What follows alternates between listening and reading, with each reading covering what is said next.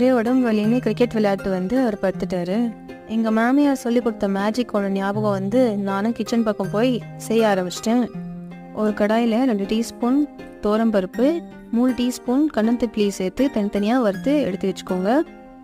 அதே கடாயில் பெருங்காய கட்டி நான் சேர்த்துருக்கேன். நீங்கள் பெருங்காய பொடி சேர்த்திங்கன்னா 1/4 டீஸ்பூன் சேர்த்துக்கோங்க.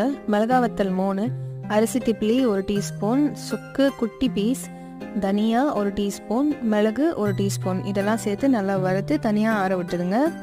இதெல்லாம் நல்லா ஆறினதுக்கப்புறம் ஒரு மிக்சி ஜாரில் சேர்த்து அரையும் பாதியமாக அரைச்சி தனியாக எடுத்து வச்சுக்கோங்க. இப்போது 1 டீஸ்பூன் எண்ணெயில் கடுகு தாளிச்சிக்கலாம். ஒரு எலுமிச்சம்பழ அளவு புளி எடுத்து தண்ணியில் கரைச்சி இதில் சேர்த்துக்கோங்க. இது கூட 1/2 டீஸ்பூன் மஞ்சள் பொடி சேர்த்துக்கோங்க.